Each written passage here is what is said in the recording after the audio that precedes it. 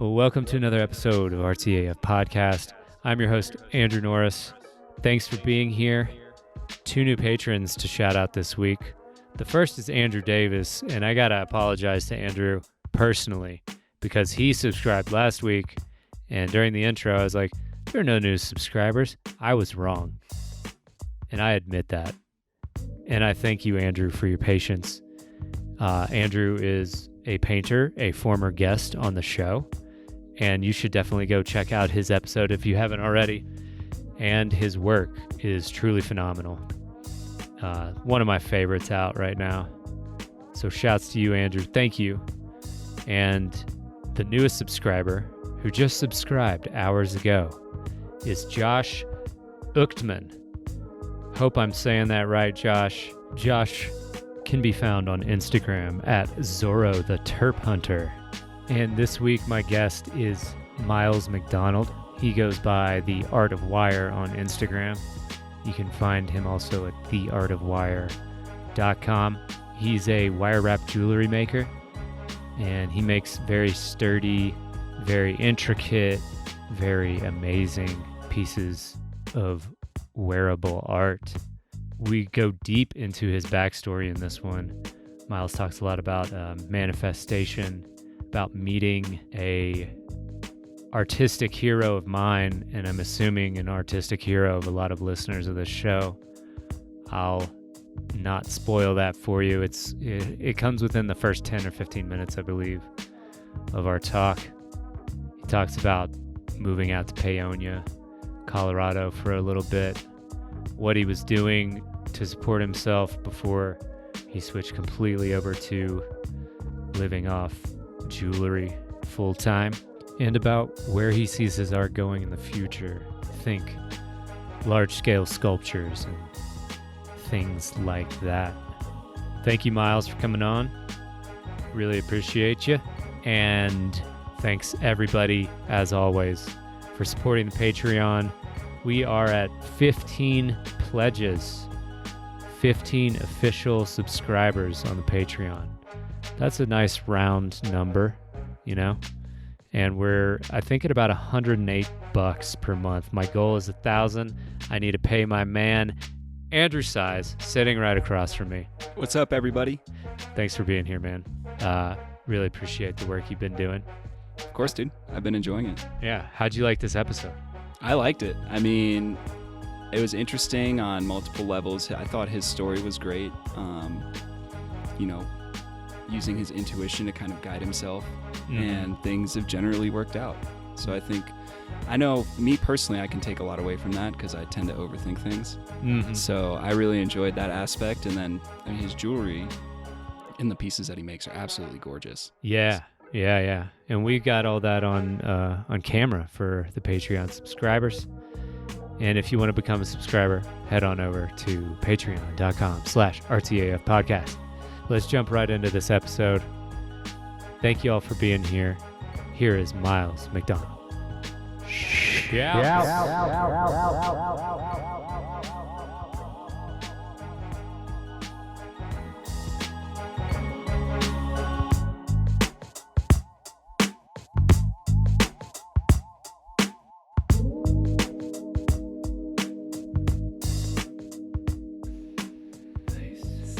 Circular breathe? No. Yeah.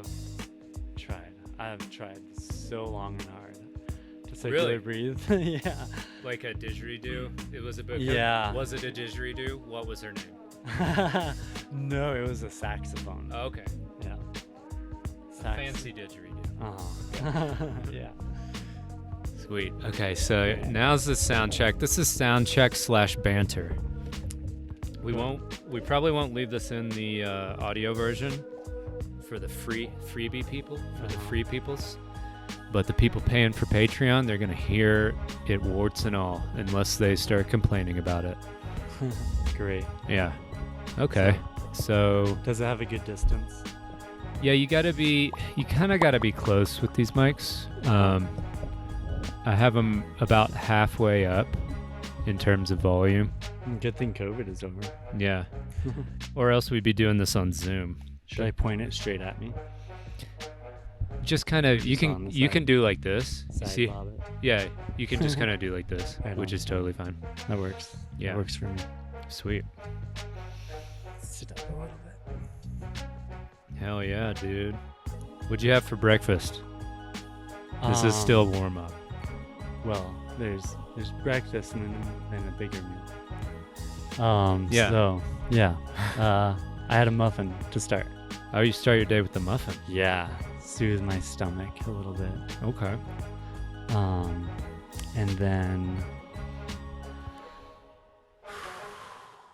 what did I have? Oh yeah, a bunch of veggies and some leftover enchiladas. Nice. Yeah. Nice. Yeah, are you a breakfast right when you wake up guy? I need something Yeah. in my tummy. Yeah. It's just rolling in the morning. Yeah. Do you do caffeine? Yes, I just kicked coffee though. Nice. Finally. I've been drinking it since I was 13. So- Whoa. That's insane. Yeah. You're 13? Dude, when I was 13, I was so jacked up on hormones and shit that like, Life. yeah. Oh my god, back to the saxophone we were talking about. We had to be up for band practice we had to be at school at 5:30 in the morning. Jeez, that's So, why you were It on was the like coffee. a coffee. Yeah. Yeah. That makes sense, I guess. Yeah, it was crazy. 4 years of that. So you were okay, cool. This is a good place to start. Let's talk Sure. about like your artistic previous endeavors. Anyway, I'll introduce you real quick. Great. Miles McDonald, thanks for coming on the show. Andrew, thank you for having me. Yeah, dude. So you're a wire rapper, and people who are watching the video will kind of be able to see this right now, some of your work. But you were just talking about how you were in high school band. Yeah. That feels like several lifetimes ago. Yeah. Yeah. I played piano starting when I was super young up through 5th grade. Saxophone starting in 6th grade. Mm-hmm. The circular breathing I heard about in 8th grade. So all 4 years of high school, I was trying so hard to get this. Yeah. But no. That's like the philosopher's stone of wind musical instruments. Yeah. Or brass, I guess. Yeah. Couldn't think of the right word. Yeah.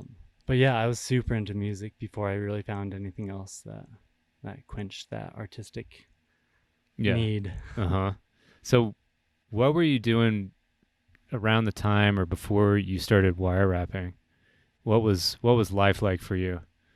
Right about that time? Or sure. before? That was really exciting.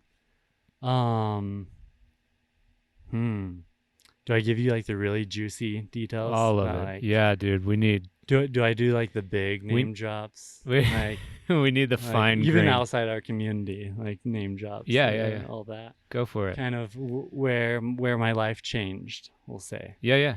So I was out of high school, and I dropped out of college, and everything was shifting for me.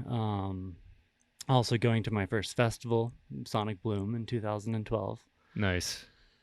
But right before that, I had that first time when I was introduced to the word manifestation. Mm-hmm. And I was introduced to it after I feel like I had already done it. Sure, yeah. So it was this really, I watched The Secret. Yeah. Yeah. And was like, whoa, that's exactly what I did. So knowing that I had that power, that's where my life changed. So what I did that made me realize, like, wow, manifestation is a real thing, is during the previous all the years all the way through high school and everything, Mm-hmm. I listened to a lot of Tool, a lot of Pussifer, a lot of a Perfect Circle, all that. Yeah. That was my vibe. That was my jam. Yeah. Totally. Uh-huh. I even picked up playing the bass, and my little brother plays a mean drum kit, and Nice. yeah, we did a lot of that. It was after a moment of letting everything go. My parents got divorced. My whole world shifted. That's when I quit college. That's when I was like, okay, there's something else going on that So can happen. you quit college because you were kind of like, you realized it wasn't what you wanted to do, or Yeah. that it would just be a lot more fun to forge out on your So own this and was figure it out. 2008. Okay. My brother had just graduated. Okay. In the same program I was going for, environmental design, architecture, basically. Cool. Yeah. And so he had just graduated, and that didn't really give me any hope. He couldn't get a job anywhere because the whole crisis, especially in the housing market. And all that. Yeah. So I was like, wait, why the fuck would I want to spend the more next, money? Several time. years and all that. So quit that. Moved back home for a little bit, shaved my head, without knowing the energetics of like what hair will carry and all that sort of stuff. I just really went through it, just kind of released everything, my whole previous life. Mm-hmm. And then I got a call from my brother saying, hey, I got this job working for this guy at a winery down in Arizona. You want to come help? What guy? And he didn't really tell me who at first, and I was like, sure, whatever. And I remember my mom at one point had said, like, oh, your older brother, my half brother, so her son, he's working for one of these musicians that you listen to. I forget too. It was some lead singer. Fuck up, dude. But I listened to a lot of punk music also at the time too, so I was just like, it's gonna be some stupid guy or whatever. On the drive down there, my brother was like, hey, so the job we're going to do is for Maynard, James Keenan. So Jesus. And that was such a pick-me-up from the darkest place that I had ever been in my life.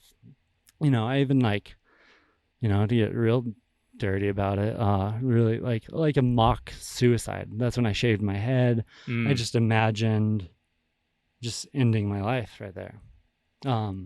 So you weren't in a good place, but never would I actually end my life. Right. You just had thoughts. Yeah, and just was like, this needs to shift. All this needs to just drain out. Instead of like killing yourself, you sort of killed the image of yourself. Yeah. I didn't draw any blood. There's nothing gruesome in any way, but just really reset. And then so going to work for Maynard, I was in that. I had lost 35 pounds in the first 3 weeks down there. So did you meet him? Yeah. Okay. I got to work at his house. What was he like?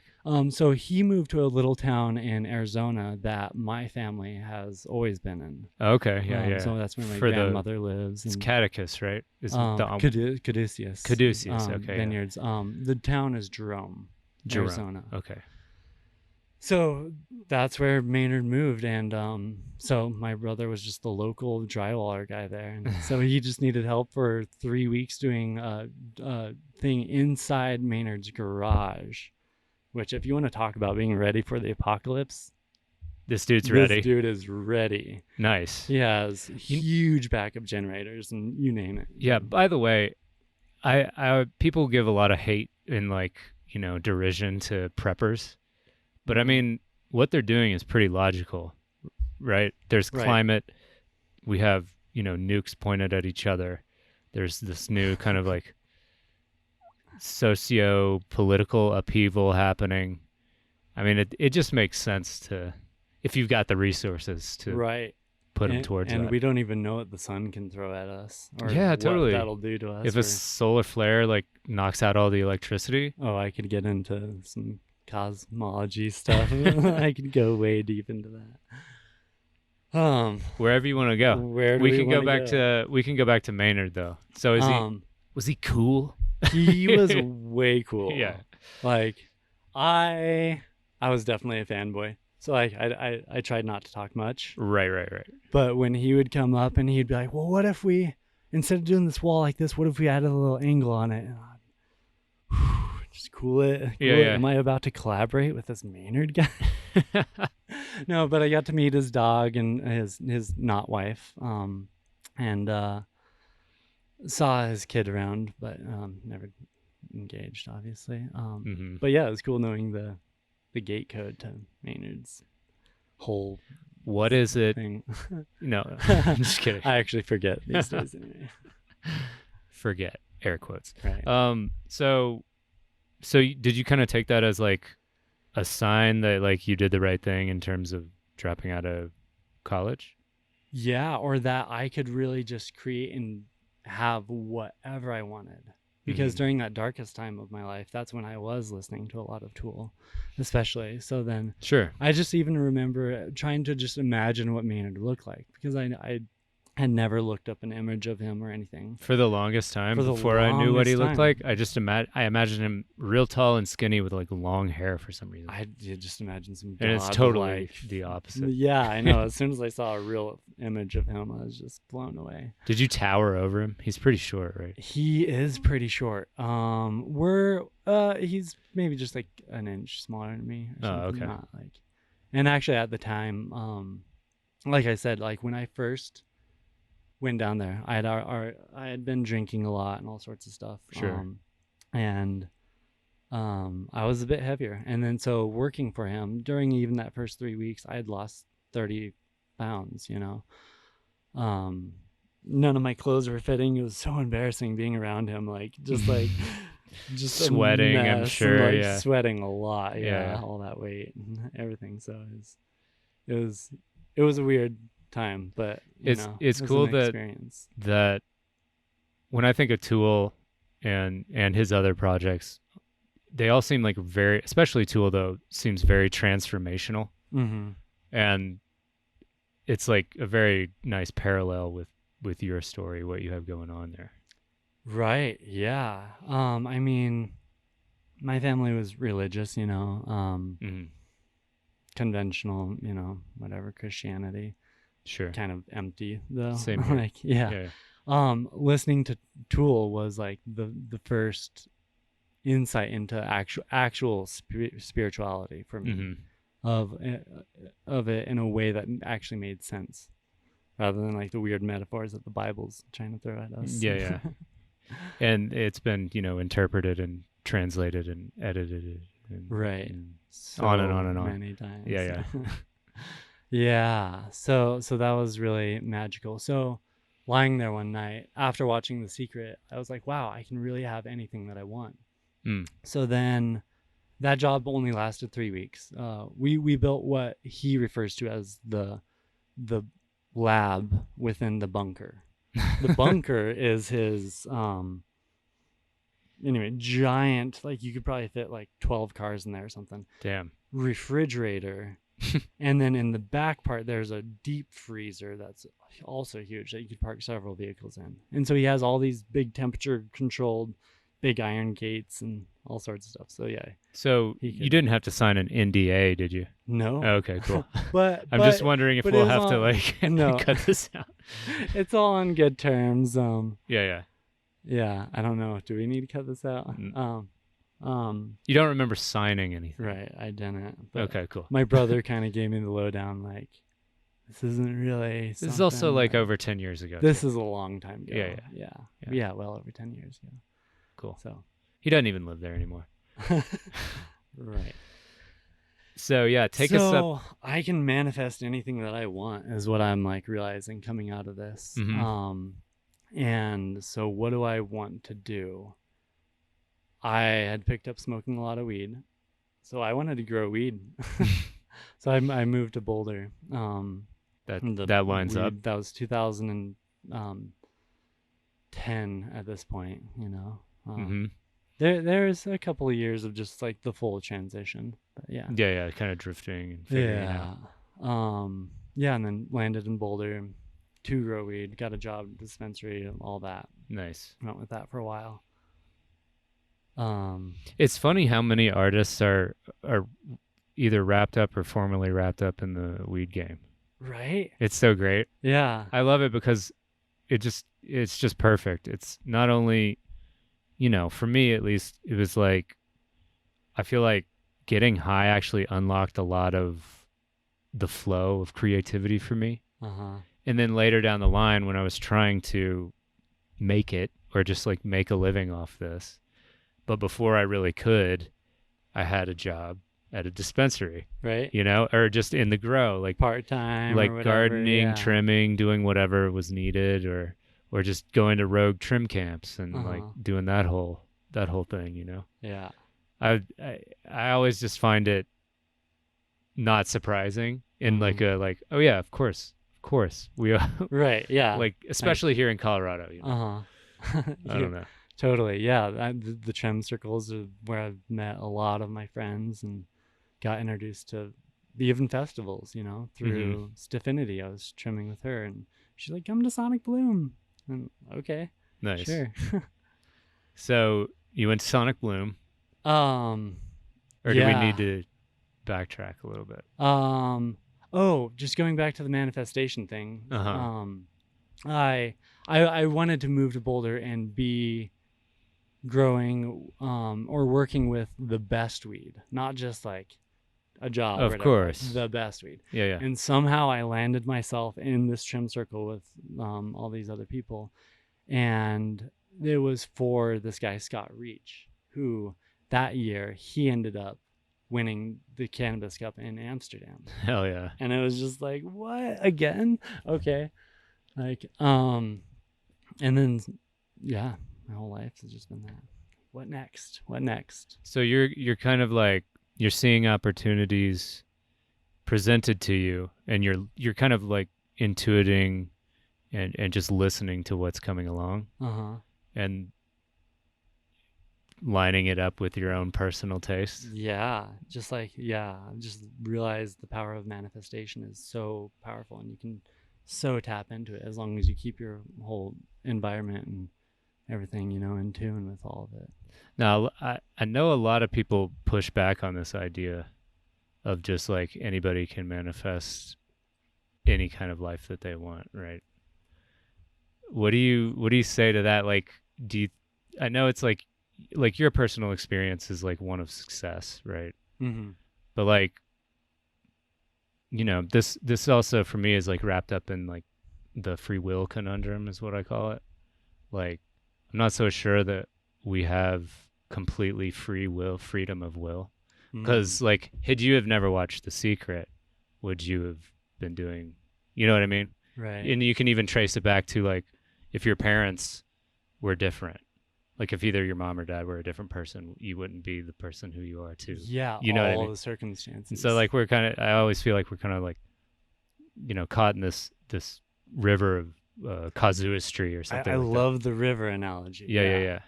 And so we can do certain things, but it's definitely like limited to what we know and our courage to enact that into like wisdom, right? And so I think a lot of people would push back on that, but I mean, I pretty much am on board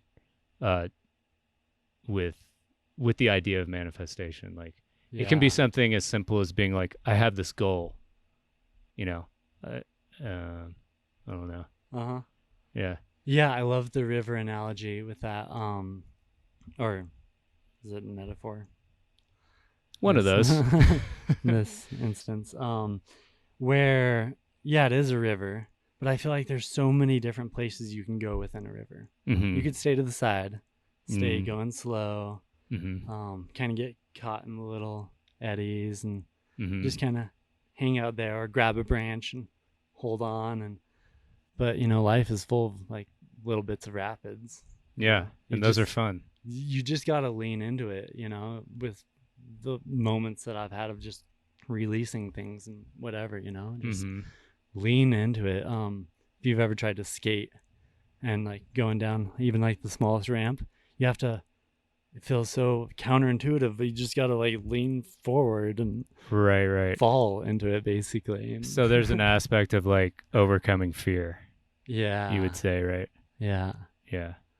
It's been a big one for me the last few years. It's like learning to just be courageous. Even though you feel the fear, it's like good to lean into to life, and like still do the thing. And just feel it. Yeah. I kind of just feel like life is full of experiences, good and bad. And I do savor even the bad experiences that I've had, the really dark moments, because, and of course the light moments. Yeah. just really savoring it all. But it's all kind of like an amalgamation that makes up who you are as a person and where you're going next. And you just got to be grateful for like the learning of it, even if it was bad, right?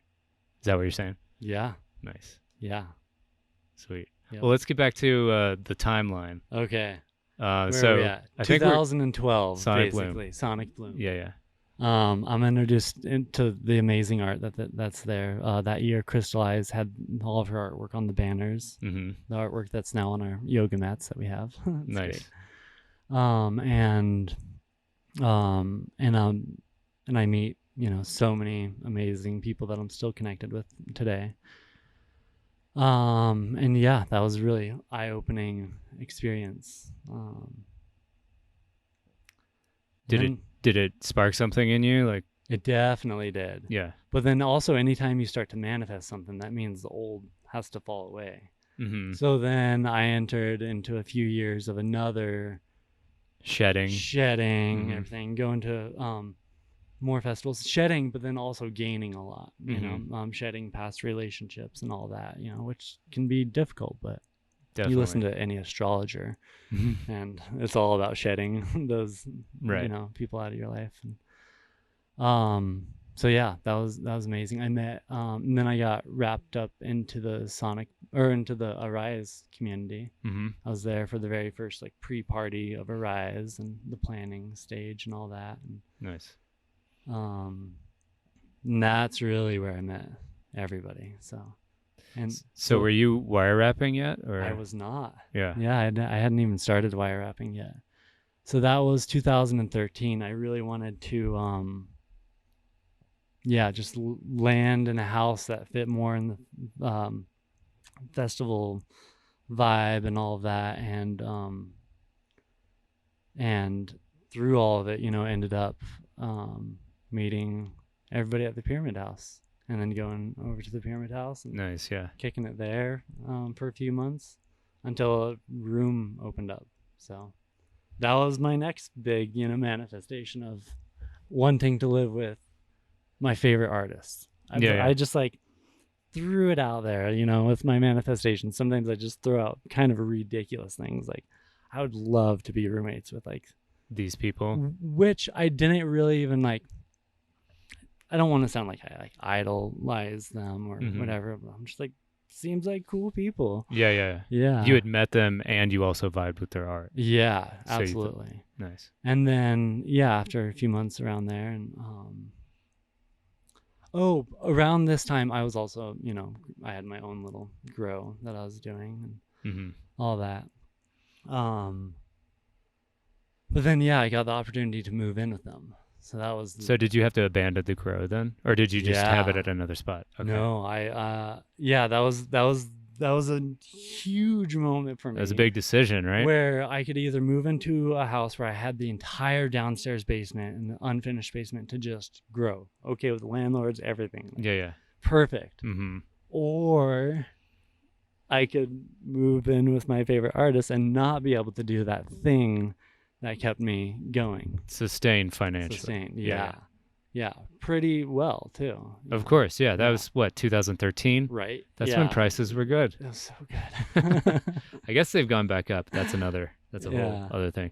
Right. But yeah, okay. So what influenced you to make the decision? Were you just like, I'm going to follow my heart, my intuition, my inspiration, or what was it? I consulted the spirits for this one. This one was so big for me. How so?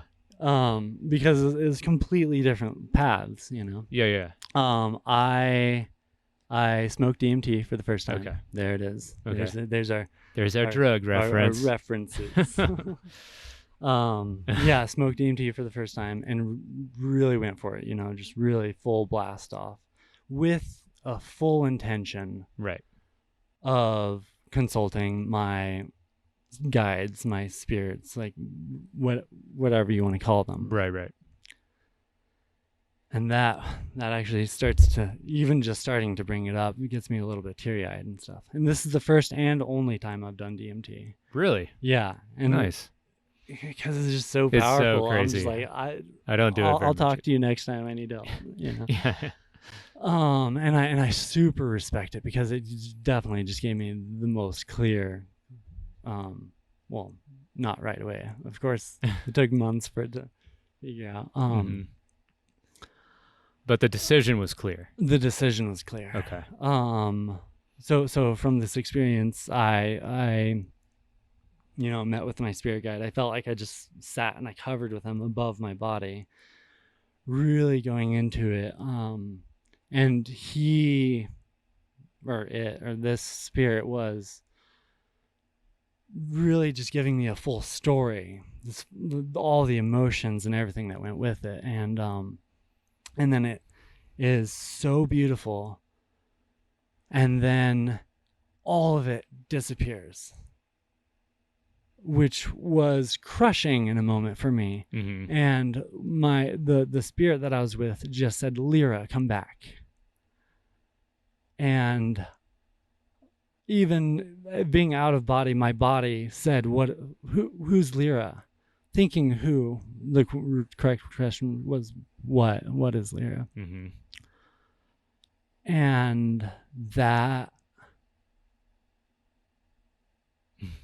stuck with me. Yeah, it was kind of that was basically more or less it. I came out of it a couple minutes later and was shook.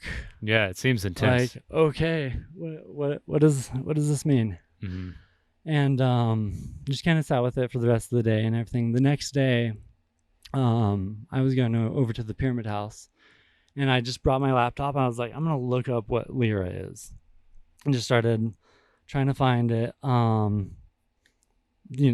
Thousands of different results. I'm like, Sure. This is clearly not the way. But while I'm doing it, I'm just twisting wire for not the first time, but just in a purely like almost meditative way. Mm-hmm. I'm going over to this artist's house. Like, what am I gonna do? Like, just go make art. Like, bring something. And Right. I had twisted a couple of pieces before, just mainly functional. Mm-hmm. Crystals for my water bottle and Mm-hmm. whatever. And so while I was trying to look up what Lyra was, I ended up twisting my first few spirals. And I actually took a photo of all three of them, tried out different ways, what worked, what didn't. And I posted it. I got so many likes. Yeah, you got a nice feedback from that. Yeah, so many likes for me at the time. It was like 100 or so. And I was like, wow, people really like this. This is really cool. Mm-hmm. And so over the next few days, I made a few of them, 10 of them or so. Mm-hmm. And then going back to the DMT experience, a couple of days later, after making the spirals, I go to the New Year's Eve party. So that's the timeline. We're right at 2013, 2014. Mm-hmm. New Year's Eve that night.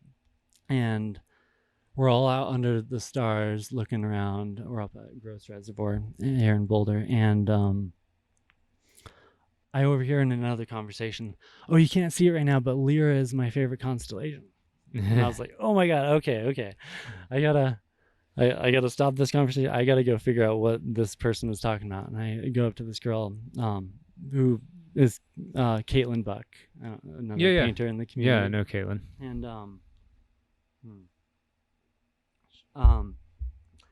I was like, oh my God, okay. So Lyra came to me in this journey, and I feel like it holds the answer to everything. So I would just love to hear, what is Lyra to you? Like, what is it? And she goes, oh my God, it's my favorite constellation. I have it tattooed on my ankle. And she tells me the whole story of Orpheus and Eurydice, or the whole Greek myth of Orpheus and Eurydice. Mm-hmm. And by the end of it, I am just in tears without me telling her the context that is DMT or anything. I just said, it came to me in a journey. I want to hear what this is. And at the end of it, I was just in tears because she explained kind of this whole journey that my guide had taken me on. Yeah. And so the story of Orpheus and Eurydice and there's Hades involved, and it's a Greek Yeah. myth, right? And so Hades captures Eurydice. Is that what More or happens? less, yeah. And takes her to the underworld. Yeah. Orpheus is like a musician, Uh-huh. and that's kind of where my knowledge stops on Right. that story. So,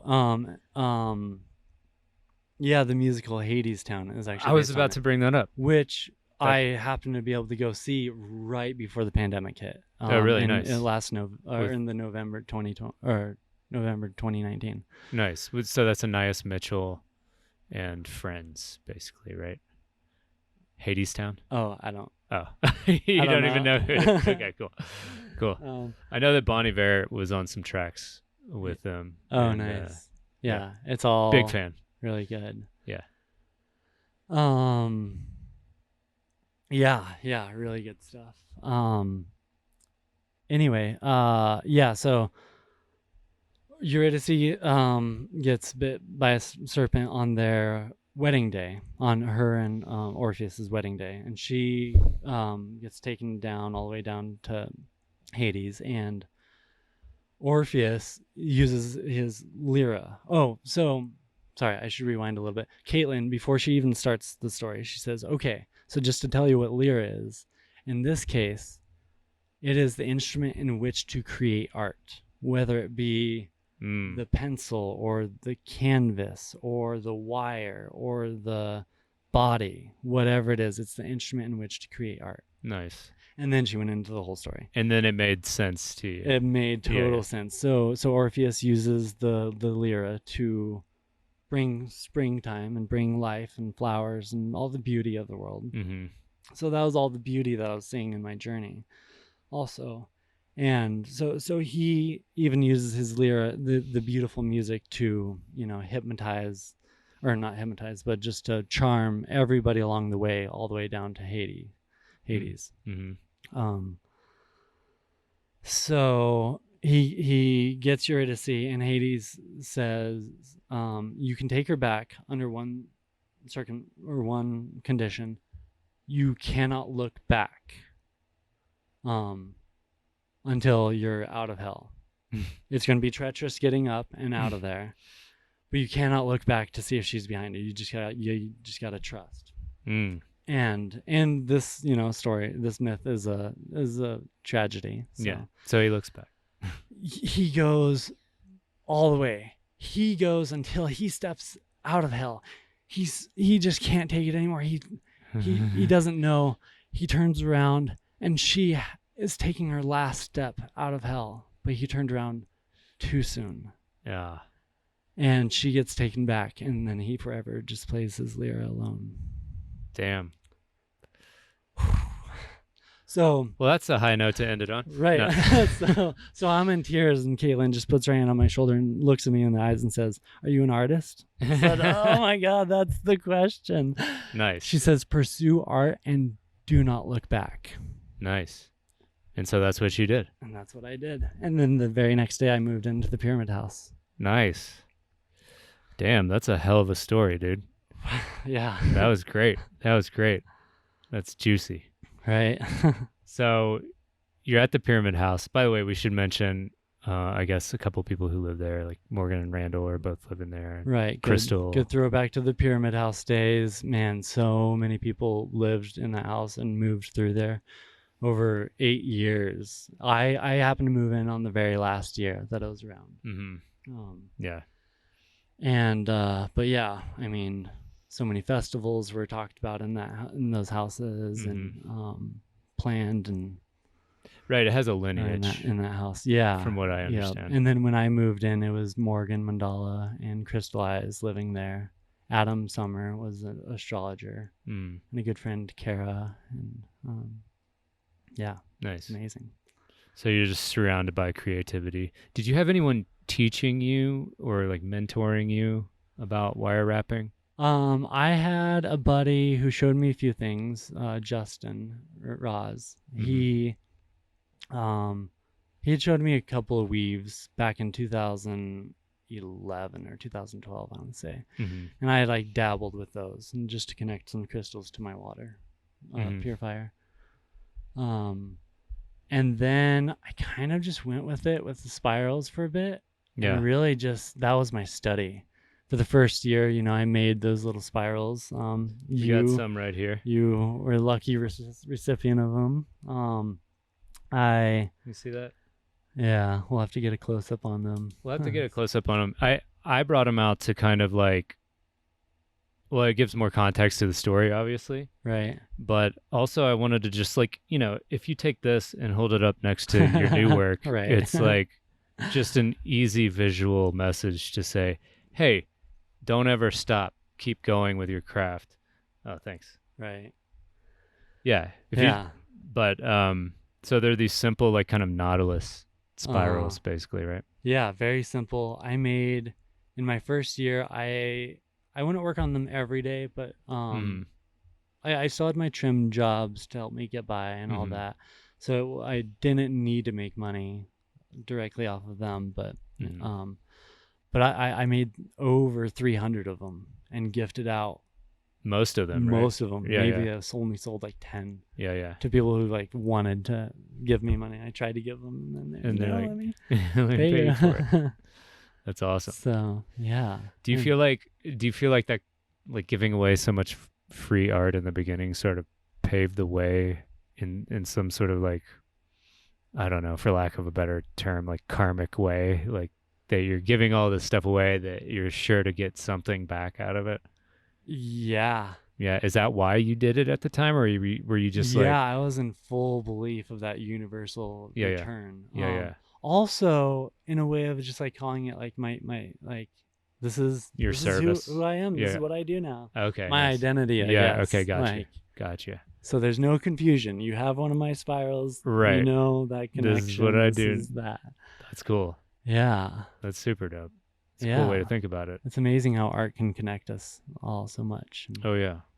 Absolutely. Speaking of, I think that's how, obviously, probably how we connected. Yeah, I think I probably met you at the Pyramid House. No, I actually remember. You remember where we met? Good. I remember. I don't remember the exact date, but yeah, it must have been 2013 or 14. I think it may have been 2013. There was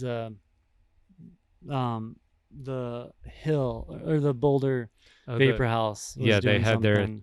Sean and Ginger had their party. Yeah. I think that was their first party. It was like it was like a hill block party, and there was like music and bands. I think that was even before it was a block party. I think it was just Victor had his truck out front. He rented a U-Haul and decorated it all with all of his art. Was like Android there that night? Android was there. Yeah. Everybody was there. It was so good.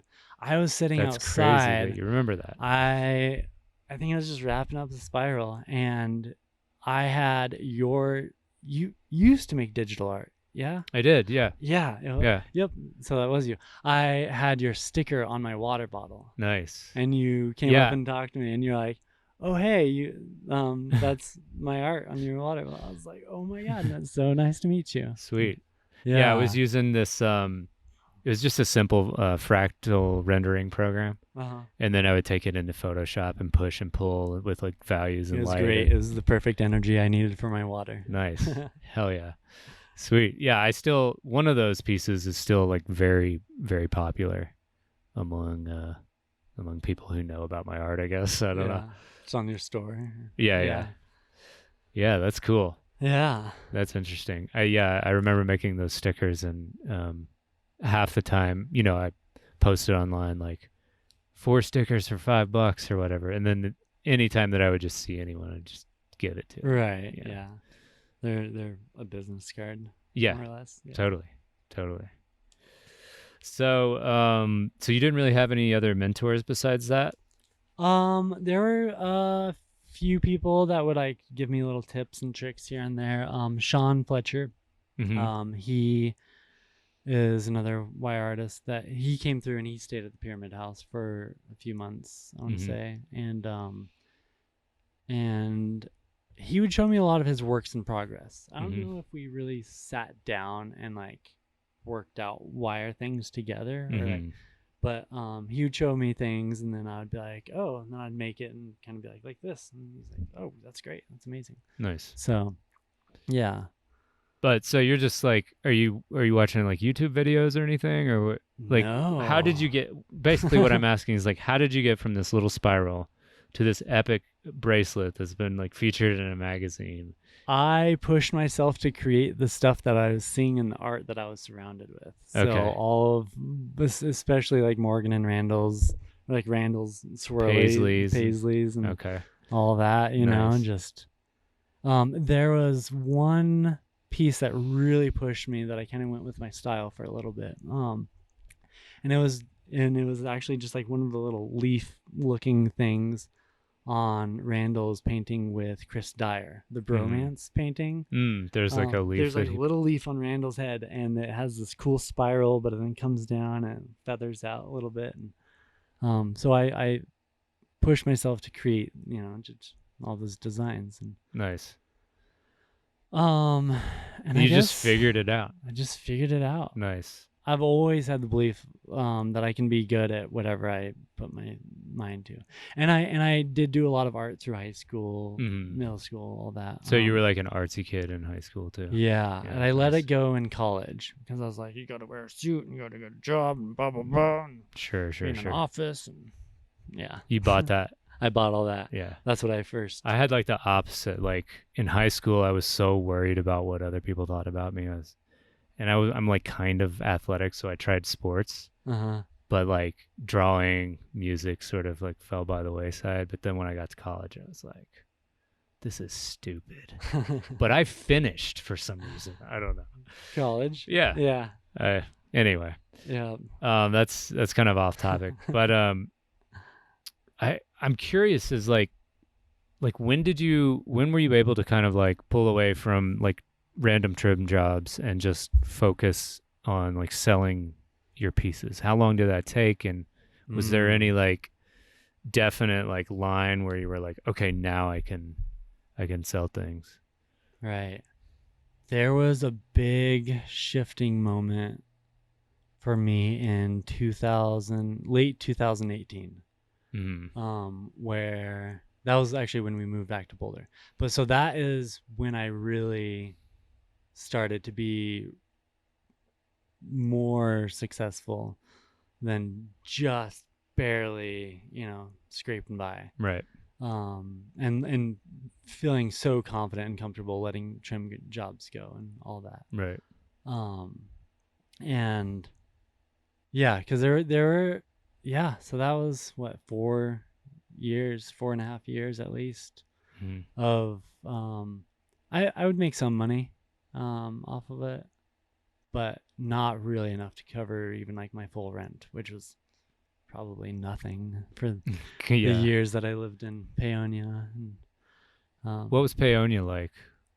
We kind of skipped over that. Yeah. So you move out to Paonia in what, 2015? Yeah. So after the Pyramid House, the landlord sold it.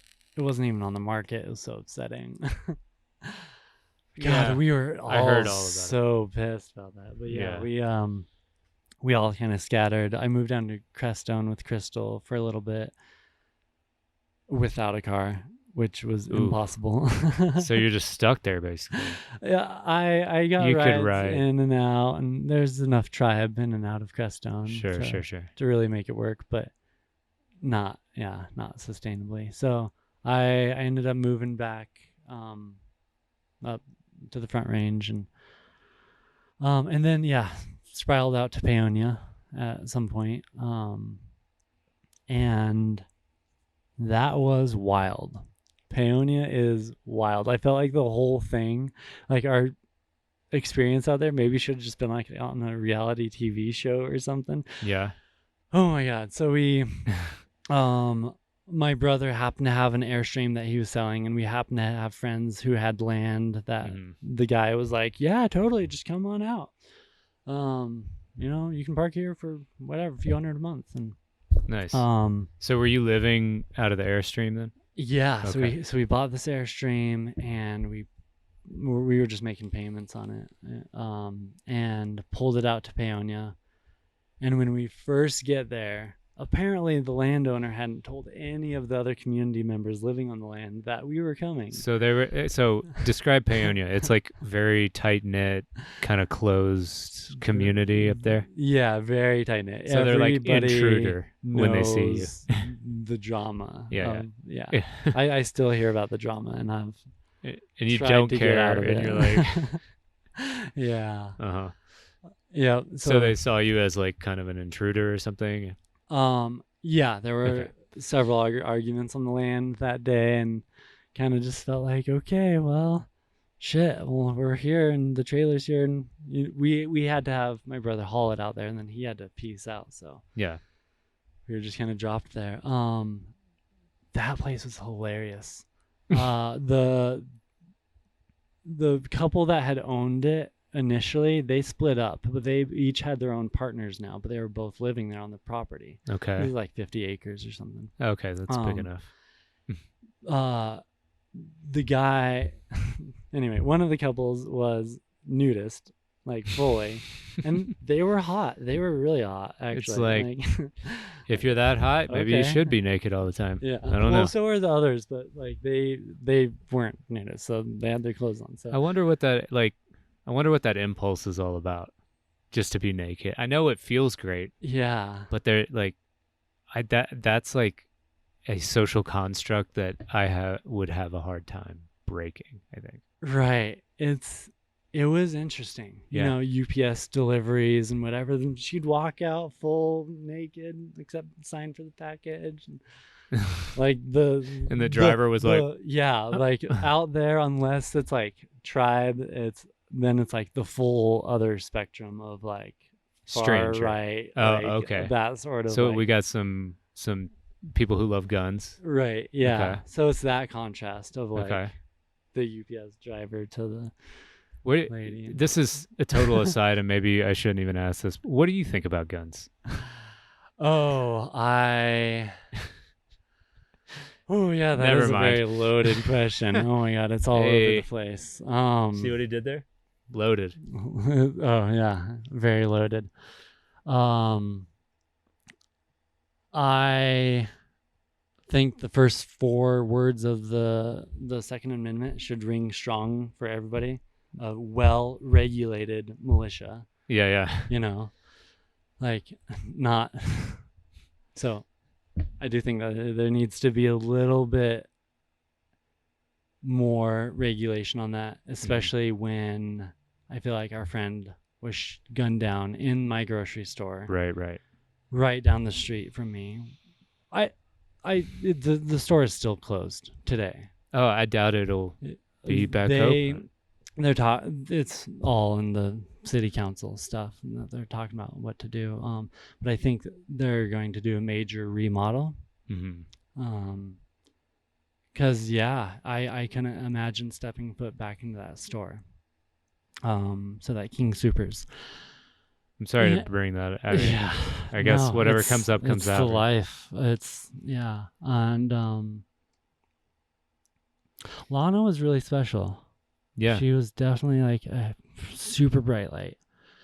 Actually, with the spirals, I made some bigger spirals before, and we were talking before, and she even, if you put the spiral in your palm, in the palm of your hand, Mm-hmm. and you really just focus on the energy, you can feel a shift in energy with any coiled wire, Especially like that. copper, right? It's Copper, super conductive. yeah, or gold, or even silver. It's definitely copper. I feel like connects with humans a lot, and so you can actually you can feel it. And I remember talking with her one time. I brought in the spiral and put it in her hand, and she said that was the first and only time she had really felt that energy, like felt other people's energy, like actually move, and we even reflected about that last year, last winter when we went in there all masked up and everything. Mm-hmm. Didn't even get to give her a hug, but I never met her. I met her sister mhm. at Envision. Maybe she was there, and I did meet her. I have a horrible memory. Right, especially festival memory. Yeah. It's just yeah. Me, Lisa that you met down at Envision, she even lived in the Pyramid House before. Mm-hmm. Before I was there. I don't remember what year, but all that. So yeah, Lana was just such a bright light. Always just such a joy to walk in to Umba anytime, just see her and all that. So going back to guns, that kid who killed her, Yeah. he bought that gun 6 days before he did that. Yeah. Like, if fuck, Do you think there I should just be wanted like to a like scream about that. Like, he had shit posted all over his Facebook about supporting ISIS. He had a history of mental instability. From his ISIS posting, he was supposedly on an FBI watch list. Why the fuck was he able to get a weapon? Yeah. Not just any weapon, a weapon Like made an for automatic. killing humans. Yeah. There was nobody injured in that store shooting. Right. Every single person was killed, dead. And I can picture the exact spot where Lana was gunned down, based on all the reports and things different people had said. 2 little girls saw her get shot. That's awful. Yeah. So, guns. Yes, I think people should have them. Like our friend Hurley. What's his name? Anyway, I'm sorry, I'm all jumbled right now. Anyway, okay. another person in the tribe, I wasn't very close to him. I hadn't met him. I do remember meeting him because his energy was so great. He was a concealed carry, allowed, like he was allowed to do it. He I think it was in Arvada or somewhere. He was working in the store. He heard gunshots outside of a person starting to go on a shooting spree. They started with killing a cop. He ran out with his weapon that he was allowed to carry, and he gunned down that person that probably was going to murder a lot more. Wow. And he stopped that That's person. so rare. Like, you hardly ever hear about that happening. But then the cops fucking killed him. Sorry. Are you maybe serious? That peaked in some things. No, it's okay. The cops shot him because they thought that he was the shooter. They didn't give out a warning or anything. They saw him from an angle that he obviously didn't see them, and they shot him. Fuck. And he was a hero. So yes, I think that heroes should be able to have weapons, and I do think that there are a lot of people that should be able to carry weapons. But also there's a lot of people that should just have a lot more thorough check on them. Yeah. This kid who also killed Lana, he killed a cop who had a weapon that the cop was obviously trained to use.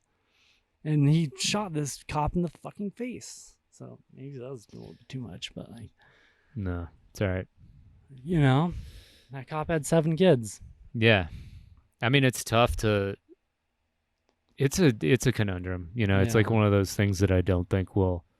No. It's going to take years and years of working it out or experience or even talking about it. But no, I don't think it's ever going to get worked out. I think it's just always going to be the struggle. These are my views. I'm probably going to lose some followers over it. Nah. I posted one thing before and lost 40 followers right after the Lana shooting. Really? Yeah, about fuck, these things should be regulated a little bit more. Not all weapons. No, a lot of weapons should be great, but those ones that are designed to kill humans. Mm-hmm. Why do you need those? You need those to kill humans. That's what you need those for. Yeah. I definitely feel you on that. I also am a little sympathetic because if you look at history, this at any moment, our state in terms of the United States, it's definitely not the greatest, but at any moment it could turn into straight tyranny and fascism. Yeah. A lot of people would argue that it already is there, but it could really go super super lockdown, and people feel like there is this kind of like insurgency strategy that could work, even against things like drones and all that sort of thing. So I get why people. I just understand, I guess, both sides, but it's. I totally get it. I've had long talks with these guys that treat their weapons like it's their baby, and if you say that they need to be regulated, they like take personal insult to it. It's yeah. like, chill out, dude. Like, Yeah. I'm not It's trying not to take you. your life away. Right. I'm just talking about like nobody is talking about taking weapons away from people. Yeah. Nobody's talking about that. But they get all hoot and holler and they're taking our guns. And I'm like, no. When has anybody ever said that? Nobody's ever said they're taking their weapons. Just talking about regulations going forward. Mm-hmm. Because there are now more weapons in America than there are people in America. Yep. So yes, there are plenty of goddamn weapons here. But also, like, I don't think that these weapons have a chance against these high flying drones that can take out one person on a street, like, like these handheld weapons are no shot for what the government actually has. You want to talk about like military budget, they have a shitload of stuff they have never told us about. Yeah. And like your automatic whatever, even your giant big ass sniper rifles aren't going to do shit. I'm sorry, but you're just and plus I'm talking to these people. I'm like, anyway, just if they have these weapons, I feel like it's just like manifesting that you want to kill people with them. Kind of is just my whole thought on it. Like I'm still on my whole manifestation train, Sure. Anyway, that was a weird tangent. Right. I thought about not asking that, but maybe we'll just put that on the the and that could be the extra. Maybe I don't know. We you guys like about it. Gun control talks. Anyway, it's a heated topic for sure. Definitely. So, and I've I am friends with people that do carry weapons. Sure. And that are concealed carry. That is great. That's fine. You should have a weapon if you're level-headed, but there should be better checks on that. Yeah, a lot of people would say that it's more about like mental health and how we've kind of failed as a society to but sort also of this catch kid, red flags. But yeah, this kid who went and shot up, killed 10 people in my grocery store. Yeah. Where I shopped every week. He I don't think that he would have been like, oh, maybe I should go get help. Oh, no, I know. I have these bad thoughts. Like maybe I should. No way. Yeah. True. So there should just been a better check at the point of sale.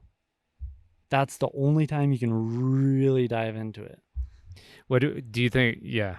Anyway. Yeah. Let's get back to safer territory here. Yeah. So you're in Paonia. Mm-hmm.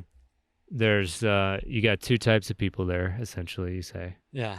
Like more artistic bohemian people and more like conservative gun people, I guess. Yeah, like literally like neighbors to each other, like big truck. And did American they get along? Flag flying. No. No. Not really. Not at all. Nope. It feels very like divided. Yeah. I mean, anywhere, but like Boulder is such a bubble. You can be surrounded by tribe, but no, it is very divided. I mean, people get along like to whatever degree, but if like our dog ran away because some neighbors were shooting guns, and we're like, hey, can you just stop shooting just so he'll like come back? Just stop for like an hour, and then we can get our dog and then leave. But because our dog would not come back to the property, and we had no idea where he was, like they got up in our faces about their freedoms. Oh wow. And why they live out there so they can do whatever the fuck they want.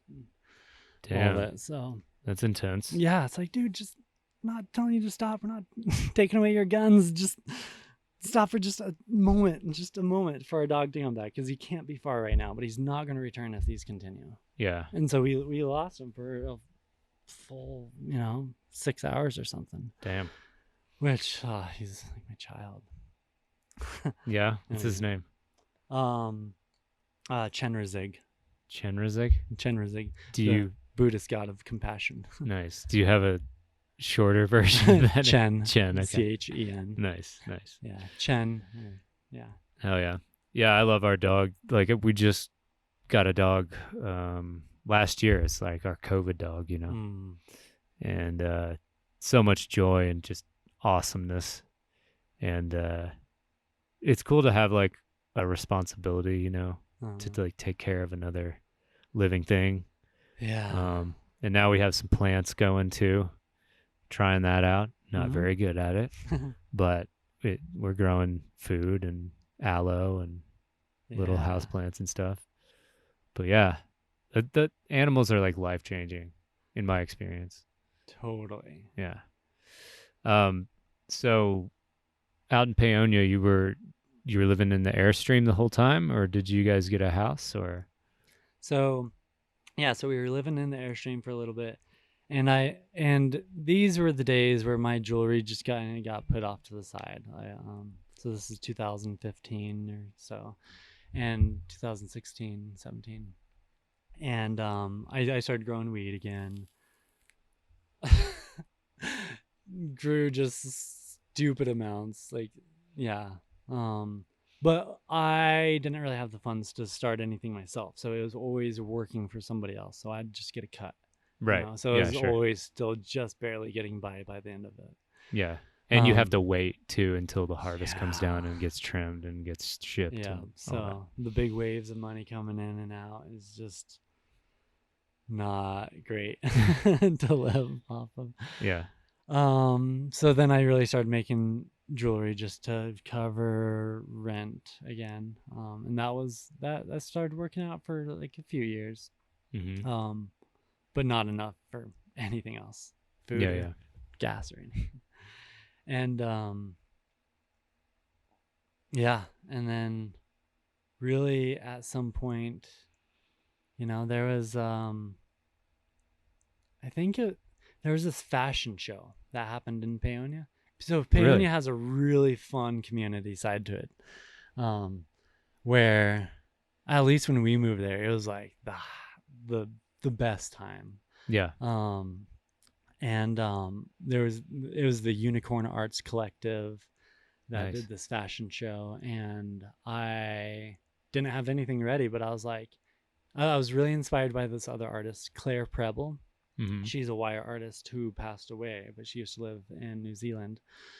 And she made these wire like corsets and things. Oh, nice. Really, really cool. She worked for the Way to Workshop and that sort of stuff. So, what's the Way to Workshop? They did all the Lord of the Rings. Any armor and all that shit. Yeah. Whoa, sick. So she was just super designer, super artsy mind, and she had done these like things, which I don't even think was her main thing. Just one of the things she did. They just hired her. Yeah, and I was introduced to her from some people that were from New Zealand. So okay, nice. And I was really inspired when this fashion show came up. I was like, wow, I want to make a corset and all that, or whatever, and get that in. So I really pushed myself to create, these things and a lot of big works, and then that's when I really shifted into I should really be focusing on my art more. Mm-hmm. But of course I still didn't for another year or so. It's hard. You can have another couple. It's hard to like take that leap, that like energetic leap from knowing you're going to be all right financially to just kind of like, it's like when Indiana Jones steps off the, in the third movie. You know what I'm talking about? No, I don't know. Anyway, there's this invisible bridge. I've seen them all, but it's such a long time ago. Yeah. There's an invisible bridge, and he steps off in a pretty ridiculous way. He kind of like, instead of just like tapping it and being like, is it there? Just goes for it. Yeah, exactly. That's what I feel like it's like when you're thinking about quitting your job and just being an artist. Yeah. And you actually have to step like that. You can't tap your toe Uh-huh. and see if something's going to catch you. Right. It's got to be this kind of like all kind in of faith thing, Uh-huh. in a weird way. So finally, yeah, there's a moment when I was running a trim or managing a trim circle of people Mm-hmm. that I just snapped. And I was like, what am I doing? I can make more money making art. Because I was calculating, like, by the end of this year, all the hard work, like, what the hell? I've only gotten paid like $2 an hour. Yeah. Ugh. Yeah. So then that was the biggest shift for me. And then that was also like a time when I was getting back together with my now fiance. Oh, congratulations. Yeah. Nice. We've been engaged for a few years. We were supposed to get married in COVID time, or in 2020 before COVID hit, but yeah, and then postpone all that, and we're just really like whatever at this point. Yeah. We'll have a big marriage, but yeah, we kind of enjoy the congratulations every time. Nice. Because people are so much more excited about hearing that you have a fiance rather than like, oh, the old wifey. Yeah. They're like, oh, sorry about that. Yeah, my old ball and chain over here. Yeah. So you're making this corset. Come back to that. Tell me about that. I made several big pieces, and it was cool. Got them into the fashion show, worked with models, all that, and started working with copper a lot more too. And then we're not working with copper more, but working with like thicker gauge copper and stuff, which is when I started wanting to do more things like this frame that I made with Morgan, this collaborative piece. Should we show this? Sure. Yeah. So I had always wanted to do like a little bit of a frame or something for one of the amazing artists that I lived with. And Morgan started doing her little mini paintings, and I was like, perfect. I can start small. Because the big 2x3 paintings are just so daunting. Yeah, it'd be hard to make a frame for. Yeah. So right about the time I made that, I also discovered a new setting. I call it the bow tie setting. Okay. For wire. Yeah. Wire jewelry, and that was the game changer. The game changer. So yeah, that's something I wanted to get into. Is like, your wraps and your bracelet especially, it's got some moving parts on it, but it's like you can't really doesn't seem like it'll ever go loose, right? And with other wire wraps, I've noticed over time, especially if you're wearing them a lot, which that's kind of the point, they get loose. And I mean, not all of them, but like over enough time, I'd say most of them need like either like a retouch or some sort of like tightening. Definitely. Yeah. So can you describe the bow tie setting and like what that means? Yeah, just going back to wire wrapping stuff. When I had first seen a wire wrap, I kind of wanted to get it, but the back was fucking scratchy, and I was like, "There's no, sorry." And I remember looking at it and being like, I could maybe do that one day, and that really bothered me. The frame, just aesthetically, like feeling, and I'm like, you wear this every day, and right about the time I discovered the bow tie setting, that was also when I started polishing my pieces, also. Okay. So that was another big game changer. Can you explain that to people who might not know what that means? Right. So just polishing. So just really a lot of wire straight from the mill or just brand new is actually a little bit rough. Sometimes it has little grooves and little lines and stuff. It'll look shiny, but it doesn't feel definitely smooth. But then polishing it up, taking off just little layers till it's a really nice finish shine. It's really, really changes just the whole vibe of a piece. And also you can really with wire, especially the thicker wire that I work with a lot, Mhm. the tools do make marks on it. So you can just polish all that off and just Okay. really Okay. clear it up. Nice. Yeah. Or like any of the spots that'll snag anything or whatever. Yeah. So yeah. But yeah, I do pride myself a lot on this, how sturdy my pieces are. Mhm. And I feel like I owe a lot of that to the spirals. When I spent my first year making spirals, and that was it. Mhm. You know, nothing too heady, not trying to do too much. Right. I had, you know, several spirals that came back to me. Oh, this happened or this happened. Or, And you got to kind of and I got to be like, oh, okay, I could tweak it like this and I could do this a little bit differently. And then, you know, they got more and more refined over time. Mhm. And that really helped. Yeah, because there, like you said, there's a lot of wire wraps that'll snag, that they'll come loose over time. So I feel like I don't even like to call myself a wire wrapper, honestly. What would you Like, use? a jeweler. Okay, cool. Yeah. Hell yeah. Or wire jeweler. That's dope. Or, you know, or something, because I do my tie-offs differently than 99% of other wire wrappers that I've seen. They normally just do a little loop around and then cut it off. And I do a loop around, then I have all the little wires coming out, and then I twist them together in just sets of 2.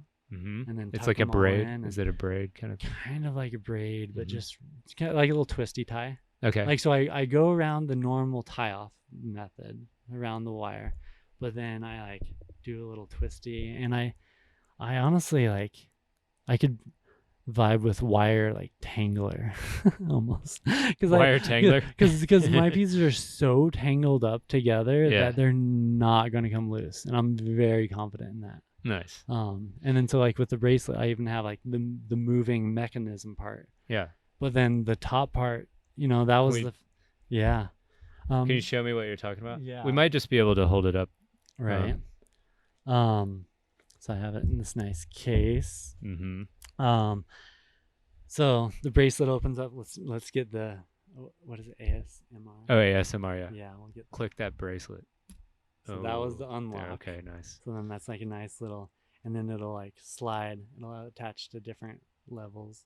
So And it's then adjustable. It's not just like adjustable. one size. Okay. Yeah, and I've put this on Sick. so many people's wrists. It's been a lot of fun. Yeah. And here's one more. Here's the click of it going into place. Okay.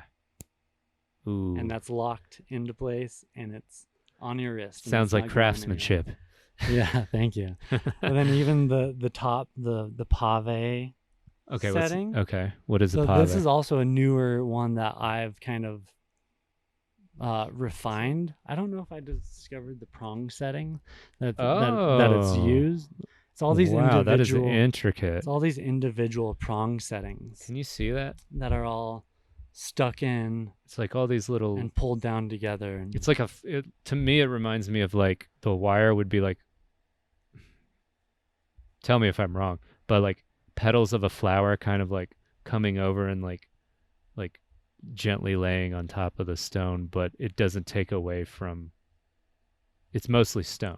oh right, like all on the edge. all the little Yeah. the parts holding it in. Wow, that's cool. Yeah, man. so pave, you know, it comes from just like the pave setting. It's like more like along the lines of like paved road, like Oh, okay. just having all of the stones in next to each other. Yeah. Like where the stones are pretty much touching. Yeah. That's right. And so this bracelet was the very first example of that I feel like the wire wrapping community had ever really seen. And you got these like chain link looking things down here? So that's the bow tie setting. Oh, okay. Yeah. Ah. So this piece is with all new settings. How long did this take you? 200 hours. Yeah. Plus, you know, concept time and whatever else, you know. Yeah. There it is. It's nice. Yeah, dude. Wow. So you drew it out, I'm assuming, first? I didn't. You didn't? No. Jesus. And I am so surprised, actually, because, yeah, I didn't plan this one at all. I figured, like, maybe I'll do a bracelet. But then the mechanism came together and everything. Mm-hmm. So just in the right timing. Mm-hmm. And then I was able to enter it into the Saul Bell Design Award. And Yeah, and you got in this book. yeah, I got published in my very first book. So that's the Saul Bell Design Award. So that is for all types of jewelry, from everywhere in the world too. It's an Fabrications, international everything. fabrication, or however you want to design it. So, um, besides one other wire wrapper that got into it in the under 22 years old or younger category, there's one wire wrapper who got into that. But as far as like what I call like the big boys competition part of it, I'm the only wire wrapper to ever make it into the finals. Really? Yeah.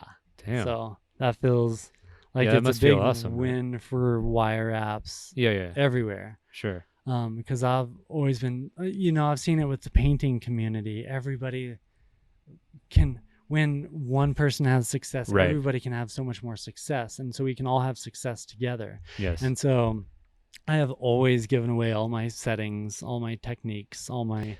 I noticed today that you have a YouTube channel. Yeah. And I did not know that before. And you have several tutorials on there, right? And this is a little kind of veering off to the side a little bit, but like, what is like making these lesson videos or these teaching videos? Has it leveled up your like understanding at all, or are you just making them? I mean, yeah. What has teaching done for you? I guess. Right. What is my incentive for? Not necessarily incentive, but like, did anything unexpected happen during that process? Oh,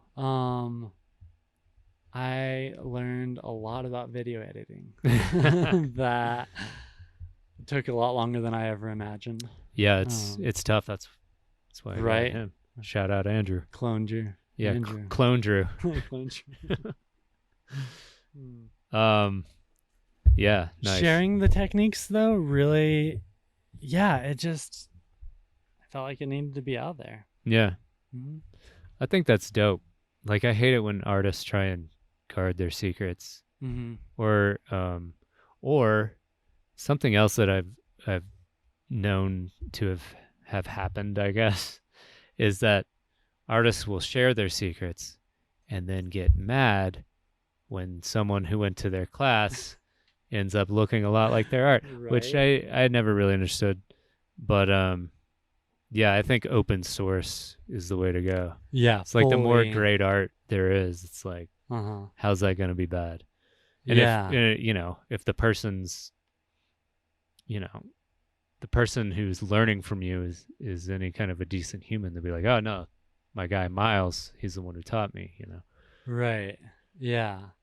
Which actually, when I first released the bow tie setting, somebody else went on YouTube and created their own video of the bow tie setting, but like did it with different shape wire and some different things, as if he was trying to make it his own, but it was like totally my technique, and didn't give any shout out or anything. And other people ripped on him, so I'm like, community is good, Yeah. They're like, hey, you should have at least like mentioned, where you got this. For sure, like, for sure. Yeah. The ecosystem. Also the movie Antitrust really got me. What's that? 90s movie, I think. Yeah, about a developer just releasing his code to the world for everybody to elaborate on and go off of and stuff. Yeah, that's I my settings have grown a little bit through sharing it. I've seen other people's takes on it, different ways of doing it, securing it, and different things. That's been really cool to see, kind of creating this whole technique and then releasing it to the world.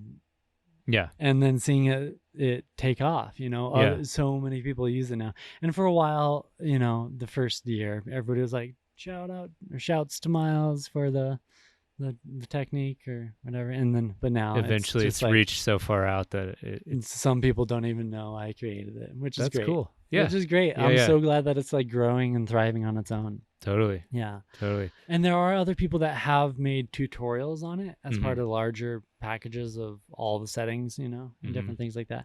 And they've reached out to me because they're selling it and stuff. They've reached out to me, and I just say, include my website and my Instagram, and that's good with me. Yeah. Like, Yeah. and they all do it. Yeah, I think it honestly makes you stronger when you're sharing like that. I gained so many more followers when I started sharing the techniques. Mhm.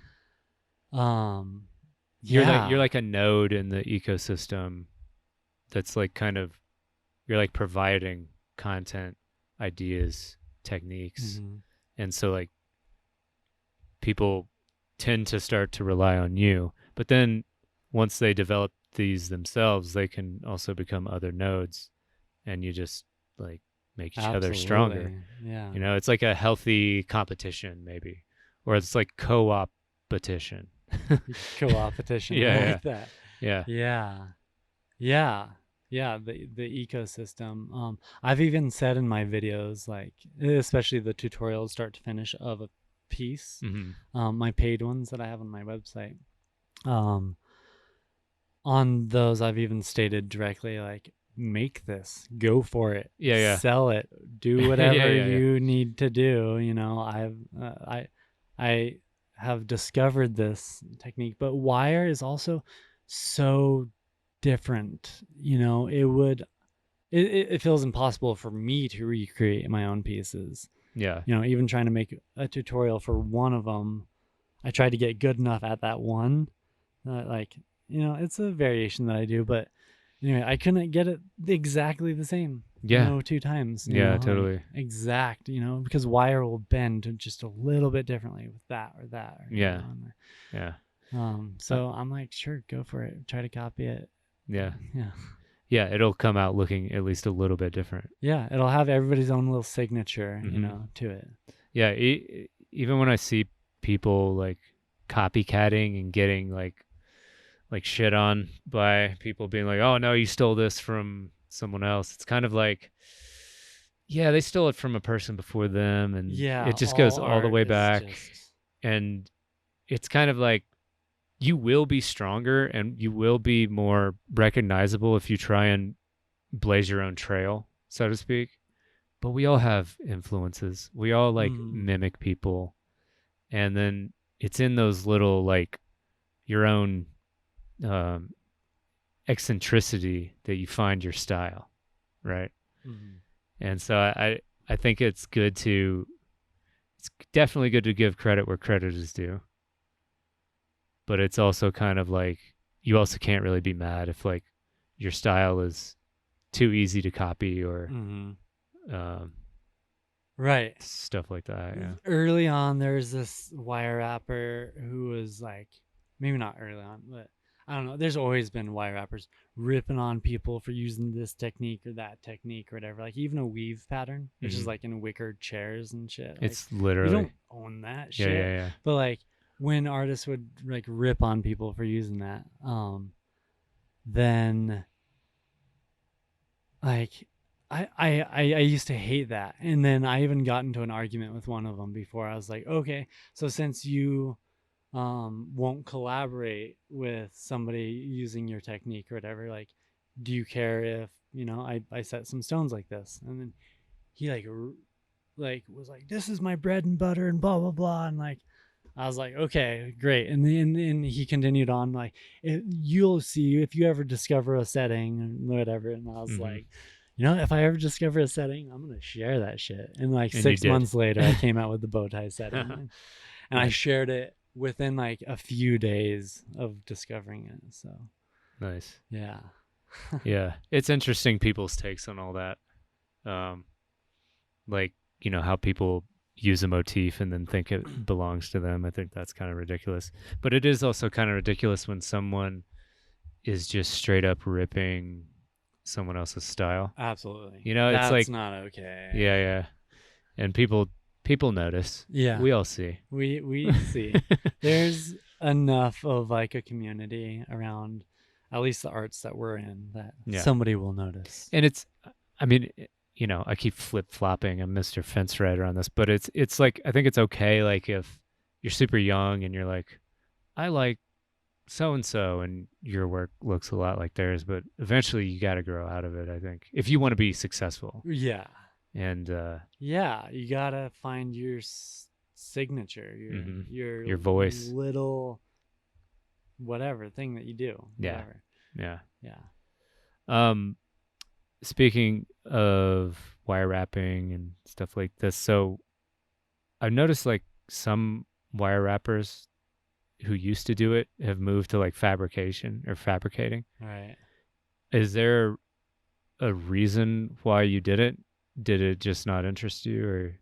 There's still too much to discover in wire. Yeah.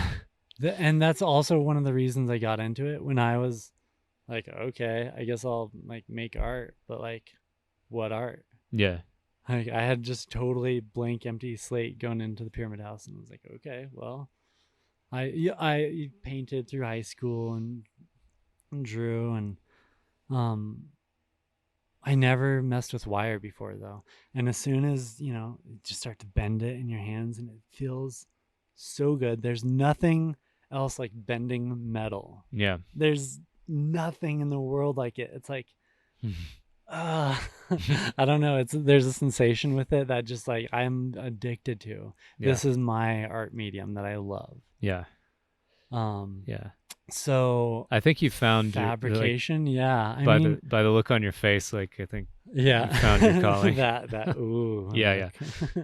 Oh, sorry, you're gonna talk about fabrication. Yeah. I almost find it a shame how a lot of what have been like the best wire wrappers, how they moved completely 100% into fabrication. But then, I mean, yeah, they make great jewelry and it sells for a lot and it looks good and stuff. But it looks like anybody could have made it. Is kind of like the thing. Like, it's not as steezy as like their old wire wrap or something like that. It doesn't have, when they're at like the top of the wire wrap game, like why shift out of that if you enjoy it, if you truly enjoy it. But maybe they just didn't. Maybe they just want to make, or I mean, in the case of some fabricators, which shout out to my biggest hater, wire wrapping was just too hard for them. Oh, and they moved into fabrication. Okay. It was too hard for them to get their pieces to not fall apart, and because their wire wraps fell apart, they think that everybody's wire wraps will fall apart. When if you look back at their wire wraps, like it's clear, like that moving into fabrication was a good move for you, bro. Yeah. So what's his name? What's his name? Oh man. You don't have to say it. Say it. I'm glad we're not going live. Right. Hey. Do you do live? Have you? Have we? I don't think we have. No, we did. We went live on 4/21. Oh, awesome. Yeah. Last year. Great. We were trying to do it on 4/20. I tried to do it on Twitch. Uh-huh. I had a 2011 MacBook. It didn't work, needless to say.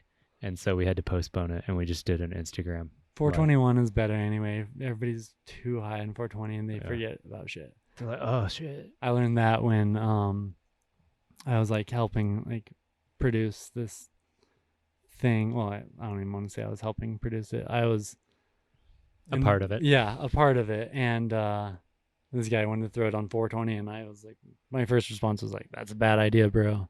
Like, unless you're like, because you got 419, you got bicycle day. Yeah, you're tripping balls. Uh-huh. You're tripping balls, and then on 420, you're coming down. You're smoking a little doge, and then 421's your recovery day. So you're gonna sit around and you're just sitting around waiting for someone to tell you what to do. Yeah, listen to some conversations between some artists. Yeah. That was my whole thinking, actually. Yeah, it's good. Thanks. It's good. Thanks. So let's see. I have a couple other questions. Oh, has making art changed you as a person, and how? Well, yeah. I figured it was going to be a yeah. So how? Yeah, how? Absolutely, definitely. Making art. Well, I've always been me, but I've definitely. Have you I though? don't know. Maybe not, actually. Maybe there's a whole period where I didn't know who I was. Identity's so weird to me. Uh-huh. Like, I would say art has helped me find my identity. Okay. For yeah, sure. yeah. Definitely. For sure. I mean, it is my identity, pretty much. Yeah. And yeah. it's it's been really amazing to see like how through history, through all of the different things that we can learn about or see or all of it, like art is such a big part of history. Oh yeah, it's everything. Like it's yeah. I had Randall in here like a month or two ago, and we literally broke down that like everything that you see that's man-made was once just a part of the imagination, and it took some sort of like artistic or creative ability to make it. I mean, art is on. He pointed out that art is on money. There's literally art Right. on money, the thing that Drives everything. yeah, that drives everything. It's the currency, the Yeah. current of Yeah. electricity, of Yeah. energy. Yeah, in Yeah. the world, yeah. Yeah, so I'm definitely right there with you on that. Yeah. Sorry, I didn't mean to cut you off. So yeah, no, just like you didn't, no. But yeah, art, it is a huge part of the world, and it's just cool to be a part of that. Yeah. Yeah. It's cool to actually be making an impact on the art form that I've chosen. Yeah. I sometimes like think about that. I don't know, like if it's the same at all. Like being a painter. Mm-hmm. I feel like paintings have been done forever. People have their own styles, but really techniques haven't changed. Yeah, not too much. Ways, like exact ways of like I feel like with wire it's so fresh and so new and Mm-hmm. so cool. Yeah.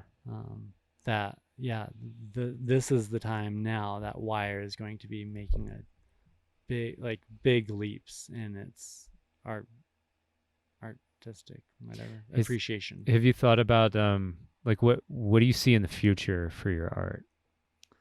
I see myself moving out of making pendants as much. Mhm. It seems like every day I go on Facebook and there's like 200 new wire wrappers that I've never heard of that are absolutely killing it. Good job, guys. Everybody's doing like amazing. There's amazing artwork coming out with it, and it's really cool. But yeah, everybody is making pendants, so everybody else can make pendants, and I'll just make less of those. I've been making a lot more engagement rings that'll actually last for years and years and years. And even in some of them, I do use like one tack of solder just for to be extra sure. I'm actually already 100% sure, but just for everybody else's sureness. Okay, gotcha. It's actually funny because I have not felt like I've needed it, but I've just been like, whatever. Like this is, I've dealt with the argument a lot of like, oh, if it doesn't have solder, then it's gonna fall apart and blah blah blah. But my rings are constructed absolutely completely different than most other wire wrap rings. The traditional style of wire wrapped rings takes an hour. My rings take upwards of 50 hours. Oh wow. So okay. And I charge an appropriate amount for them too. So rings, I definitely want to collaborate with some more artists outside of my medium, more painters, more whatever. Frames then?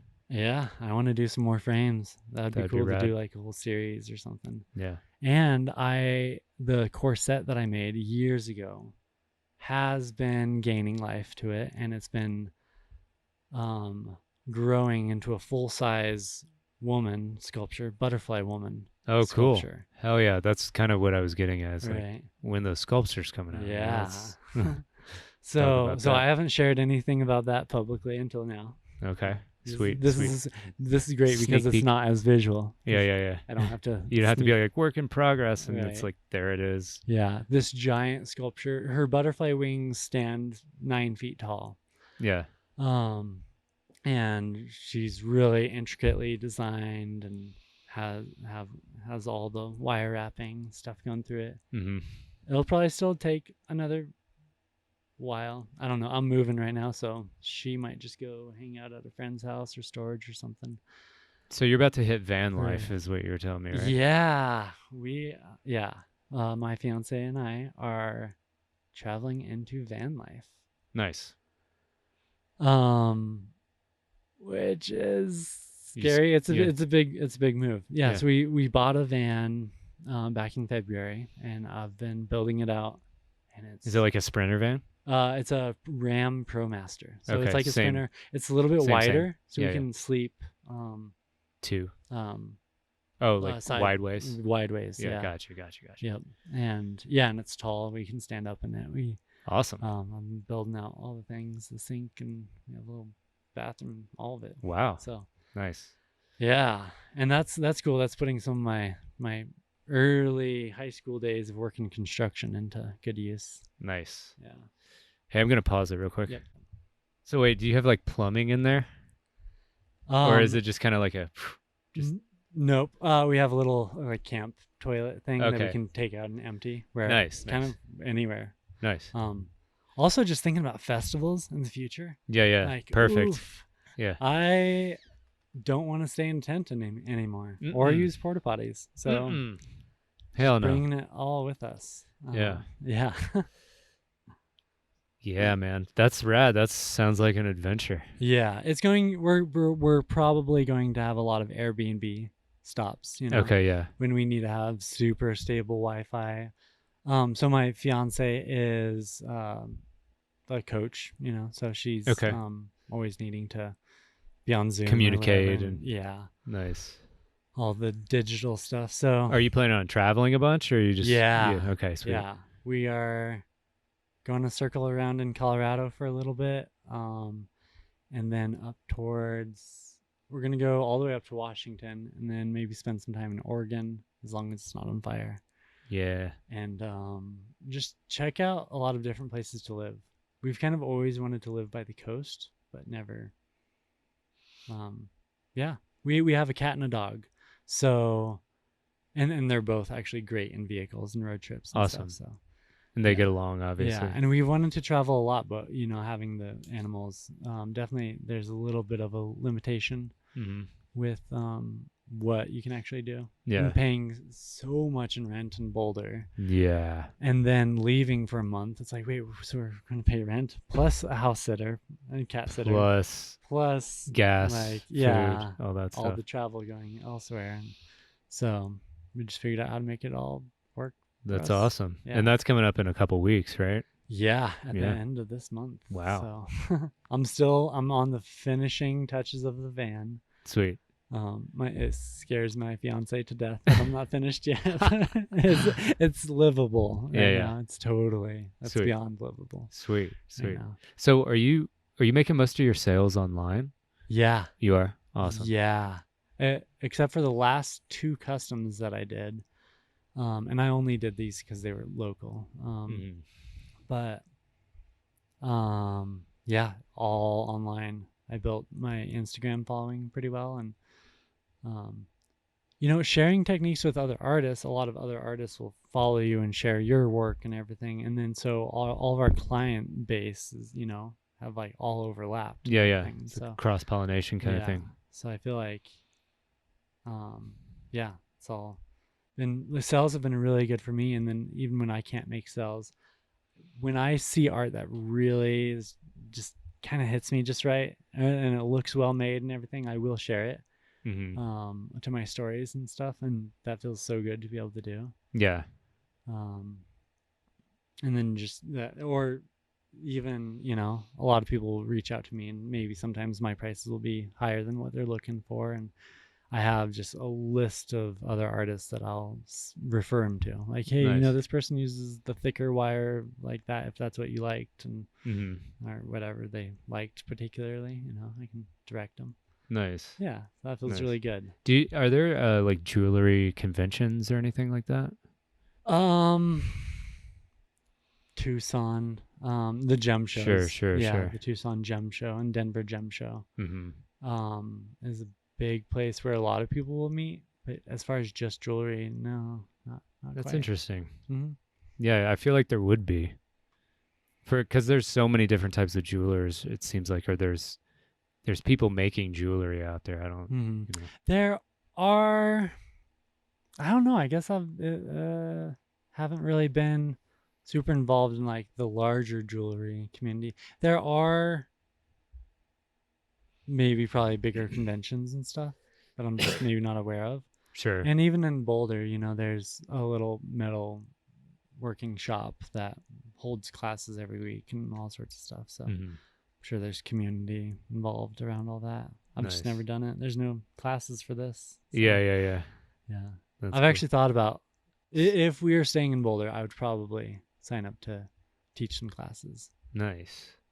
Yeah. Yeah. Do you see like yourself teaching more moving forward? Yeah, I really enjoyed sharing the techniques that I have. I wish I could make like a bunch of videos, but I made like 10 videos and I was just fucking tapped. Yeah, burnt on those. Yeah, from video editing and listening to my own voice, repeating and hearing all the. Yeah. Yeah. I know the feeling.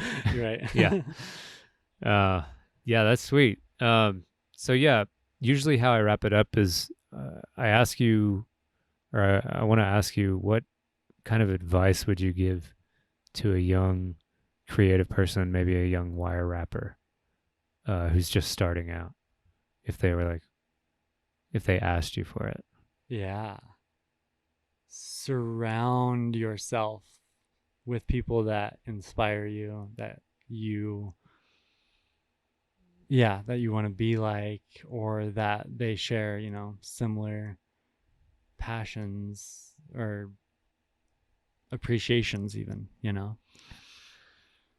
that was the biggest thing for me. I fully immersed myself into it. Even when I went into producing events with Star Water and everything, I was working as the art director. Yeah. I was just trying to be around all of you as much as possible. Nice. And I feel like that really did help. I was really sad when I moved out of Boulder, and that's why I slowed down. But yeah, just really surround yourself and stick with it. It'll be tough. It's like climbing out of hell. Yeah. But don't look back. That's perfect. Even once you've made it. Yeah. It's that perfect place to end it. Great. Well, thanks so much for coming, man. Yeah. Andrew is great. Thank you for having me on. Yeah. And tell people where they can find you real quick. Oh, you can find me at theartofwire.com, or The Art of Wire is my Instagram, TikTok, even my Facebook / The Art of Wire, or if you need to search by name, just Miles McDonald. Awesome. Great. Well, thank you, Miles. Thank you. Thanks everybody for listening, and we'll see you next time.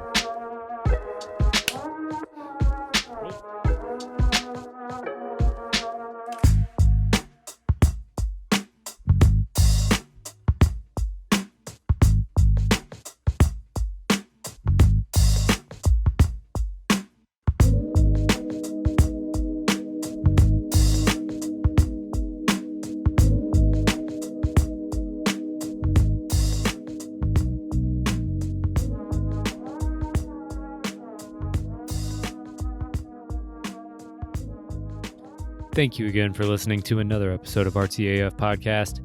If you are interested in supporting the Patreon, that address is patreon.com/ArtsyAF Podcast. And I want to thank all my patrons. You guys keep this engine running. I couldn't do it without you. Go over there and check out the tiers I have available. It includes video, guest suggestions, patron-only posts, and some merchandise. Thank you again for listening. Please rate, review, subscribe. Do all those little things that help get Artsy AF into the consciousness of more and more people. Shout.